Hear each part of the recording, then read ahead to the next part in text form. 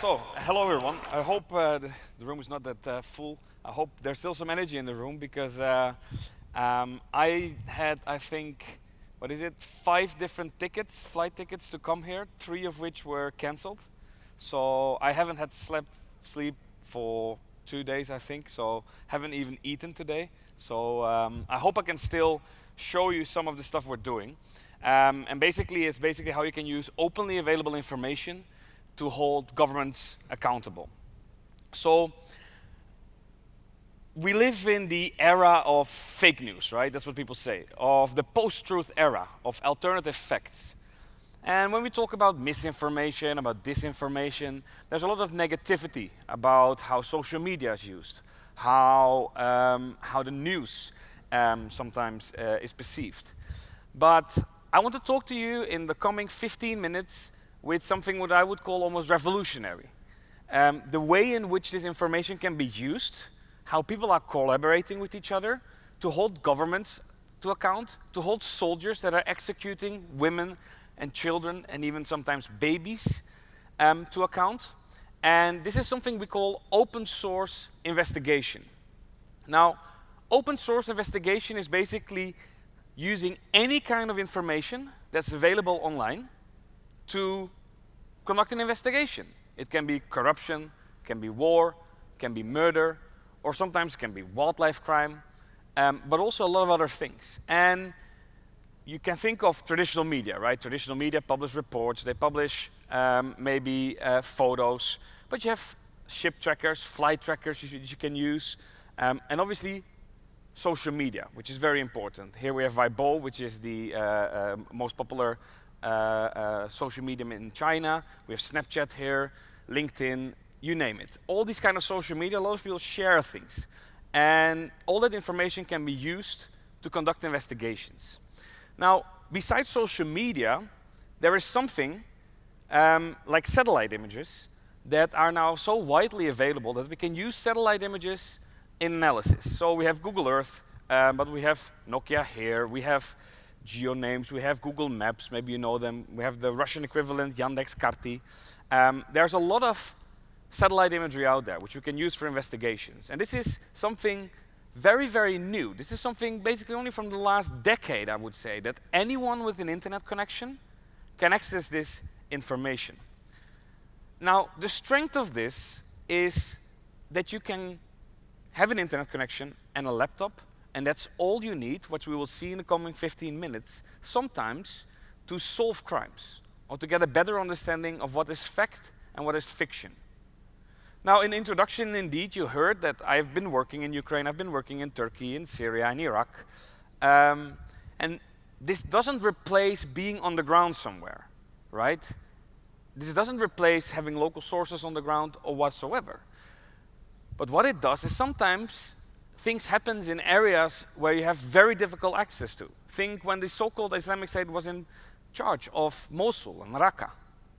And you couldn't really visit those cities. If you still want to figure out what's going on, well, you can at least use the online information that's available. And a few years ago, a group was founded called Bellingcat to bring those people that are already doing such investigations, so using online information, together. And the name Bellingcat comes from this old Greek fable, where you have this group of mice, and they are afraid of this very large and dangerous cat. It's way more powerful than they are. So one day they come together, maybe in a room like this, right? Like how we are here together. And they're telling each other we should find a way in which we can outsmart the cat.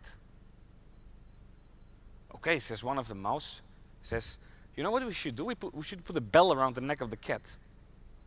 Because then each time it comes close, we're being warned when it's coming close to us, right? Because if we don't, each time it catches one of us, and in the end, there's none of us left. Oh, that's a really good idea, everybody says. But the question is, how can you bell the cat? Well, I'm not going to do it, says one mouse, because if I do it, you know, the cat will kill me. And everybody says the same thing. I don't want to do it because I'll get killed. And eventually, the guy who had the plan says like, well, I'm also not going to do it. So they're left there. And that's basically the end of the very old Greek fable. But we at Bellingcat, we try to see how we can bell the cat. And we figure this is only by working together as this group of mice. Bellingcat is now consistent. We all started as volunteers, but we're slowly but surely professionalizing. I'm Dutch, from the Netherlands, but we have people in the United States, we have people in Egypt, we have people in Syria, in Russia, in Ukraine. And this is very strong, because in this way, we can try to work together, secure, have digital communication securely. We also heard it in the previous talk, right? And try to bell that cat, because we know if it's just one of us against a way larger power, that can be a government, that can be an armed group, it can be a criminal organization, probably we can't do that much because we are not that powerful, especially as a journalist, as a human rights activist. So we need to work together. And this is what the internet enables, and why access to information, but also access to internet, is so important. And a big part of that is about collaboration. So I told you in the beginning that I really had no sleep, so I really hope that I'm not making you fall asleep, because I am really tired, no food, but I also didn't have clothes, because my suitcase is somewhere left in Italy. So in the airplane from just 3 hours ago, this was, I think, I sent a tweet. Hey, Twitter, I'm speaking at UNESCO in Tunis in 2 hours. Lots of things going wrong with the flights. So I don't have clean clothes. Well, fortunately, you're far away from me. I think I still smell. No luggage. And can I crowdsource? Can I get the power of the crowd to get me some clean clothing, right? So people started reacting, right? They start tagging each other like, hey, CC, right? Copy, can I, hey, are you based in Tunis? A lot of people started reacting like, hey, does someone have clean clothes for him? And, well, there was a shirt, which I'm wearing right now, and also trousers. Thank you, Karim. Karim, are you here? Yep. Cheers, man. Thanks once again. Basically, the only thing which are still for myself what I'm wearing are my sneakers. So sorry, they're really dirty. I wish I could be dressed up like what people do, right, when they go to UN conferences and talk about serious things.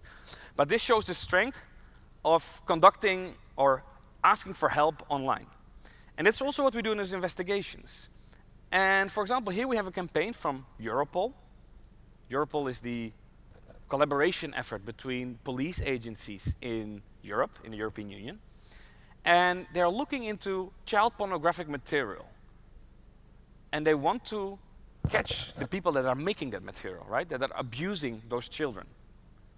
So they're looking at the material and they're looking for clues, right? If I take a picture, let's say, only of this part, and maybe I see a part of the chair. Now, if I've never been here, or my friends in the Netherlands, or in the US, or in Egypt, maybe they've never been there, so they wouldn't recognize it, right? So it's difficult. But maybe someone of you would recognize it. Hey, I think I know where this is.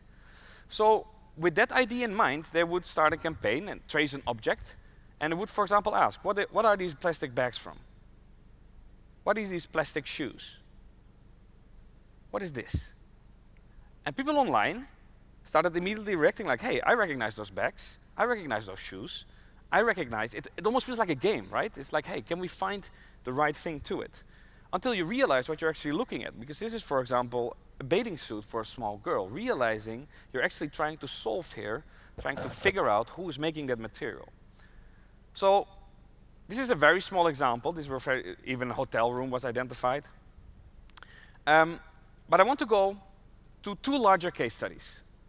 The first one is about the bombing of a mosque in Syria. And the second one is about Mahmoud Verfali, who is part of the Saika brigades in neighboring Libya. I want to show you how basic fact-checking can help. So here we have a headline, right? This is Al Arabiya, and these are headlines that you probably see every day. At least 42 people dead in a Russian raid on Aleppo mosque. Well, for the people following the war in Syria, you know, okay, things happen. There are over 10 countries, foreign nations, actively, militarily involved in Syria. So you may think, okay, you see this headline, probably true, right? What can you do? But what we try to do at Bellingcat is trying to get back to the basics of journalism. Who, what, where, and when. So if we look at this claim, there are actually quite a lot of claims, right? First of all, was there actually an airstrike? Was it by Russia? Was it on a mosque? And was it in Aleppo? And did it kill 42 people? So we don't have the means to travel to Aleppo, to Syria, to check whether this is indeed the case. But with the mobile phones nowadays, right, everybody's taking pictures, sometimes with geolocation tags on, is putting it on Twitter, putting it on Snapchat, putting it on Facebook. And we can use that information to figure out, to get a better understanding what may have happened. So here I'm doing a search on Jina. Jina was the name of the village where it allegedly happened, both in Arabic as well as in different spellings in English, right? And there's a lot of tweets, as you can see. But there's something interesting, because somebody also posted what was an alleged weapon remnant. Now, what is interesting about this weapon remnant if this was a Russian airstrike? Look at the writing. WT 52 kg. Does Russia use the Latin alphabet, the Roman alphabet? No, right? They use Cyrillic. So it would be really weird for them if they have a missile or a bomb with these kind of inscriptions. So you start looking, right? We start looking in Google Images, for example, like, hey, and we can see this is the Hellfire missile used by the United States, amongst others. And if we look at that label and we compare it, we can see, hey, that label looks very, very similar, right? So this was our first indication to think, maybe this reported Russian airstrike was maybe not a Russian airstrike, because why would they have a weapon remnant of a US missile there? So this is for us the first interest. Okay, let's see if we can figure it out further. What's going on here? So, interestingly, the US came with a statement saying that they bombed an Al-Qaeda meeting location in Idlib, Syria. Now, for people that are familiar with Syria, Aleppo and Idlib are two different provinces. And they also released a photograph from the air. And they said, hey, we struck this meeting location of Al-Qaeda, and we deliberately did not strike the mosque, which is here on the photo. But I was also collecting, besides that other material from Twitter, like the weapon remnant, photos from people that are taking out people out of the rubble, that are conducting rescue operations, for example, like the white helmets. And when looking at that footage and you combine that with this aerial photo of the Americans, you can see it's actually the same location, which is really strange, because they said it was in Idlib, but I could find the exact location actually in Aleppo. So they first of all, they said they strike in Idlib, but they struck in a different location. So we even had more interest. So the Americans said we didn't strike a mosque, we didn't bomb it. But locals on the ground said there was a mosque that was bombed. So we want to figure out what's going on. I don't care who's right. I just want to know the facts. So we start analyzing this and we start collaborating. We know how to collect open source information, we know how to verify it, but we don't always have the source on the ground. A human rights organization like Human Rights Watch has it. So we exchanged information. And so we did with a group of architects called Forensic Architecture in London that built a 3D model of the scene. So I emailed them, first of all, I emailed the Pentagon and I asked like, hey, is this a different strike? Did you conduct an airstrike in Idlib? Because the photo you showed a location in Aleppo. So what's going on? So they emailed back and said, well, well, what's written here exactly? We believe if this is the same strike. Okay, interesting. We do not mean to cause any confusion. Different internal reports may have listed this differently. So now we had a confirmation that actually that building, of which locals said it's a mosque, was indeed bombed by the US. They confirmed it hereby. They said it's indeed the same location. And they didn't conduct two airstrikes, but just one. So coming back to those two big craters we spotted, ammunition experts told us they're consistent with two large 500-pound bombs, very heavy bombs. But we also found this video, and this is really important because what we see here is the building before it was bombed. Why is that important? Because we can see, first of all, the Avant speaker, right? used for the call to prayer. But we can also see a sign next to the entrance saying this is the Sayyid Ibn Omar al-Khattab mosque. And this is important because this is indeed footage from after the airstrike. People were saying, yeah, they just put a sign there after the airstrike to pretend it was a mosque. But now we had footage showing that it was indeed a mosque also before the strike. Now we can even go inside, and here we, for example, see the interior place where people place their shoes, right, before they go into the main prayer hall, which we see here. And this is all 3D modeled by this group of architects. We can see the mihrab, right, used for the direction of the call to prayer. So we had all these kind of clues,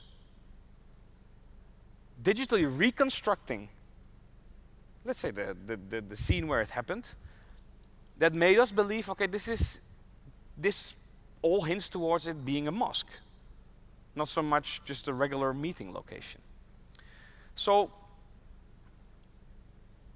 this is how the building looked like in the airstrike. This is a photo from the ground, and this is how in the 3D model the building looked like before. Now we tried to get a better understanding, okay, what was this northern part of the building used for? So we zoom out now and basically we get a blueprint of the mosque.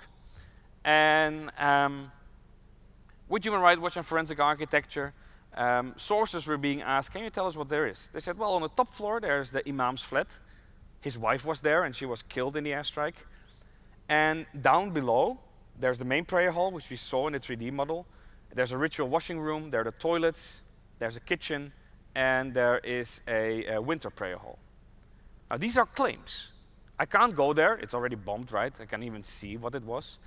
But again, there was footage posted on social media, this time on YouTube, showing how somebody is walking through the building before the airstrike, which gives us the possibility to check whether those locations are indeed what they say they are. So here we see the ritual washing rooms, right? Now the person continues walking, and you see here the winter prayer hall. Now what is interesting is that none of those rooms, except for the kitchen, has a door, which makes it very unlikely for a top Al-Qaeda meeting, we would think, right? Because at the same time that the strike was conducted in the main prayer hall, there was a massive religious gathering happening, and there was also the Isha night prayers. So that would be really weird to have a top-level meeting there while a lot of civilians are just in the main prayer hall without there being any kind of doors in that smaller part of the building. So besides getting a better impression of what this building was used for, we can also see, okay, we know or we think that 2 bombs, these 205 bombs, dropped on the northern part of the building. This is how that looked like. But besides, we know from witness statements that as soon as those 2 big bombs dropped, everyone who was in the main prayer hall tried to get out, right? Everyone who was still alive, they tried to get out. And they were targeted in those red zones with Hellfire missiles, which are smaller missiles, which was confirming for us, hey, this is the missile remnant which we saw in the beginning. And a US official anonymously also indeed confirmed that those Hellfire missiles were being fired at these locations. So this is an eyewitness statement, right? He said, hey, they were struck in the streets even when first responders came in. So now we tried to slowly but surely try to get a better impression how this incident unfolded there in Aleppo, countryside. And I'm not sure what happens with my video. It should have been continuing. But we were also able to see how a 14-year-old boy, Mohammed Arabi, was pulled out of the rubble. He was still alive, but he died later of his injuries. And we were, from several locations, we were able to figure out where they were being pulled out of the rubble. Now, we published this investigation jointly or separately, but on the same day. Bellingcat, Human Rights Watch, and Forensic Architecture. And the US, the Pentagon, responded to these claims. And they said, well, we really appreciate it that you take it seriously to investigate alleged civilian casualties, but you cannot take into account the close sources we have, right? Think of CIA. Think of just the Pentagon itself. They're collecting information that we don't have access to, of course. We do open source investigation. We do non-closed source investigation. Nevertheless, they started an internal investigation. And a few weeks later, they had a closed press conference in Washington, D.C. And my colleague was there, and he recorded the whole meeting and published it online, the transcript. And there was something very interesting there. Because in that press conference, at least 10 times, I believe, they admitted that they were wrong about the building they were striking. They admitted that they were actually not aware that they were striking a religious building, a mosque. And people that may be interested in international humanitarian law, a religious building, just like a hospital, for example, they have a special status, right? Category 1 facilities. If you're conducting a military airstrike on that building, you need to go through a better vetting process or a better screening process before you're authorized to strike that location.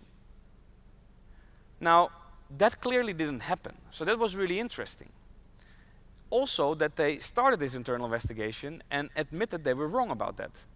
They admitted, we said we didn't know it was a mosque, which says something, right? Because they have been surveying the place. So why weren't they aware that it was a mosque? Because we know each week people would go there, especially for these larger religious meetings. Now, they said, and that is, well, whatever you think of it, at least it was honest, they said even if we would known that it was a mosque, we still would have bombed it. So clearly, they think there were some high-profile targets there. However, when we start such an investigation, and we still don't know where it's going. But it shows the importance of being critical towards all claims coming out of conflict zones or elsewhere, because this all started with a headline saying that Russia bombed a mosque in Aleppo. Then the US said, well, we bombed a location in Idlib, different location. They weren't right about the location, but they said, hey, when they confirmed it was the same location, they said, well, it was not a mosque. But investigation, if none of us behind the laptops would have started this, it would be still out there, like, hey, Russia bombed a mosque, or the US bombed something which was not a mosque. Well, to even make better, that headline that I just showed is still online there, right? It's even being used in reports to refer to, hey, this happened, which shows how important it is to try to investigate this. Now, I'm going to show you a different example. This is the statement of the guy. None of the buildings were annotated on a no-strike list. But it gives certain hope. If we look at the conflicts nowadays, Yemen, whether it's Libya, whether it is Syria, whether it's Myanmar, whether it is Venezuela, whether it's Central African Republic, Cameroon, there is a lot of footage out there. People like to film themselves, and people like to film what's happening. And all that footage is potential evidence. Now, I'm standing here as a journalist, and we do those investigations. And what we have seen, which is promising, is that more and more people are joining this kind of movement. And I would really call it almost like a small revolution that this is happening, that people are using their computers to investigate potential crimes at the other side of the world. But it's not only journalists and human rights activists that have been doing it. Now also the International Criminal Court, which has jurisdiction for Libya, last year issued its first ever arrest warrant for this guy, Mahmoud Verfali, who's fighting for Haftar, issued his first ever arrest warrant solely based on social media evidence, on Facebook and YouTube videos. That's a very important moment. Look here, we can see the arrest warrant, and you can see there are 7 incidents listed, and they look like this. For example, they describe the incident, right? He's executing people he says claims to be Islamic State fighters or the jihadist fighters, and he's executing them without any process, according to the International Criminal Court. Now, that can amount to a war crime, and the thing is, this is evidence coming only from videos on Facebook and YouTube. This is really big, because this means there is so much potential evidence out there that anyone with an internet connection can try to find that evidence and maybe hold people to account. But we also all know that information online can be manipulated very easily. So verification is key. So that's what we did with this case. We looked for the videos. And I'm going to play the video, and warning, this can be distressing images. You won't see anything, but still it's you can see his style. It's almost Guantanamo Bay style, or almost Islamic State style, putting the people in, and he's going to execute them, or his fellow militants. Now, there's very little information in the video to be able to figure out where it is. But first question, right? Where? We want to answer the question, where did this happen? We merge screenshots of the video together in a panorama picture, as we can see here. And we start to look for visual clues in that image to get a better impression where it may be. So we see buildings, we see a kind of wall or a fence, and we see a fork in the road. Now, this allegedly happened in Benghazi, in Libya. So we started by looking for similar places in Benghazi, where you have empty concrete buildings, large fields, and, well, we found this place called the Chinese building area. So on Wikimapia, which is Wikipedia for satellite images and maps, we found where it was. Then we went in Google Earth, which has a lot of satellite imagery, and this area, which we see here, is called the Chinese building area. I don't know why, but I suspected because there were some Chinese companies building those blocks before the war, before the conflict started in this part, and now it's just desolated. And we can see it looks very similar everywhere. But here we found the first potential location. If I zoom in, and this is Google Earth, this is free. This is openly available for anyone. I zoom in and I can see the first three characteristics I was looking for. I can see the buildings, I can see a wall, and I can see a fork in the road. But I hear you thinking like, come on, Chris, this could be anywhere, right? Same location with a wall and buildings I could find somewhere else. But now I'm going to show you something very, and this is why I called it revolutionary, with high quality satellite imagery. I zoom in, and look at this. Even the vegetation directly matches with what we see in the video. But that's not all. I zoom out now, and I use historical imagery. I go a few days ahead. And look what we see appearing at the spot where we just zoomed in. I can see black spots appearing. Now, if I zoom in again, I can see that those black spots directly correspond to the people that were executed there. 1 to 1. This is how high quality satellite images are nowadays, that we can even see the blood stains of people that were shot there extrajudicially, and we can see it from space. And anyone with an internet connection can start such investigations. And we can even determine the time it happened, because the shadows, now that we know the exact location, we can use the shadows to determine the exact position where the sun was, and thereby giving an approximate time, 6:30, 6:40 in the morning. And based on the historical satellite imagery, you can see when the black spots appear, so when the incident took place. Now, here we have the information. Well, we know who, but what we know as well. But where and when, we can be very precise in that. We know the exact location, and we know the approximate date and even the time the execution took place. This is information which is completely separated from the original evidence that was used in the arrest warrant. But you can see from taking it from different sources, corroborated with each other, triangulated with each other, thereby a new means of verification, you can actually strengthen this kind of evidence. And collaboration, once again, is so important that the clothes that I'm wearing right now is simply because somebody gave them to me, right, after I asked. But what is also very important is that more and more people are getting inspired to do these kind of investigations. I started this just doing as a student. Most of the people in Bellingcat all started this just doing out of interest, besides their normal job. None of them were journalists. There were people working in business, people working in a university, students. But they felt intrigued what is happening in the world and thinking we can investigate it with all these kind of sources. And I'm very happy, although these are horrible incidents, you may have seen it in the past days, the Cameroon video, where the same thing was done. So what is great to see is that traditional media are also using this now. The New York Times has set up the visual investigations team, and BBC very recently set up the Africa Eye team. And I am working with the New York Times as well on that team, and my colleague from Bellingcat, Oliom, is working with the BBC Africa Eye team. And traditionally, media is always like competition. I want to have this headline. I want to do this. But what I feel in this community is that we don't care.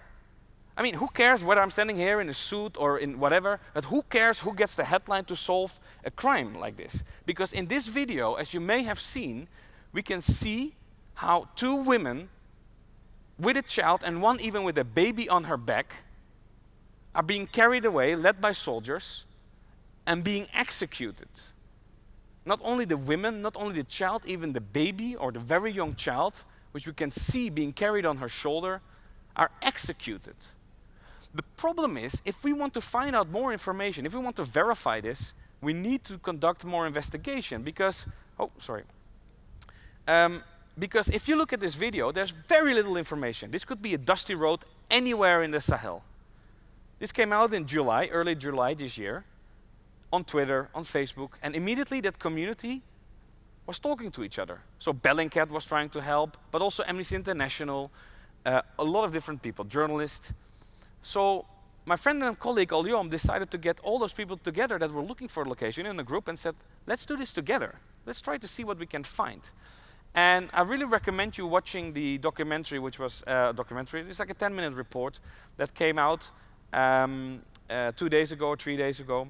And not only was the exact location found in similar way as with the Verfali case study in Libya, the time was determined, right? The approximate year and month even, because of the satellite imagery we just showed with Verfali. The shadows determined that as well. And not only that, also because of the camouflage patterns and so on, even, well, it could be confirmed that this is the Cameroonian army, the weapons that they're using, and not only that, they could even 3 of the identities of people that actually pulled the trigger could be identified. Now this is really, really important because this is still a very small community that's doing that. Basically everyone involved in that investigation, everybody knows each other. And what we're hoping is that more and more people start doing these investigations. But what is very important to that is that we have access to information and that we have access to internet. Because there are many parts of the world where still these kind of things are not shown, are not being taken on record of. You will notice, this is interesting, it's Verfali, but also here the Cameroonian soldiers, they're filming it themselves. That's very interesting. Now, I hope I had a very little time, and like I said, I do apologize for myself being very tired. I almost had an idea, okay, when I was stuck another time in Italy, I won't come, but I just was able to get on the flight. I just want to let you know, this group of mice, anybody can be a part of that. The guy who co-investigated, leading the investigation, I mean, there were a lot of people part of on Twitter. There were many people on Twitter that were just random guys and girls on Twitter helping. And the guy is now random guy on Twitter, so to say, leading the investigation with the BBC.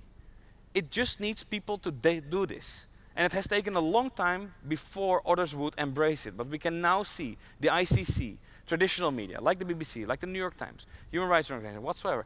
Everybody knows this is very powerful. We just need more people to do this. And I hope that more people will join this community and this perhaps slow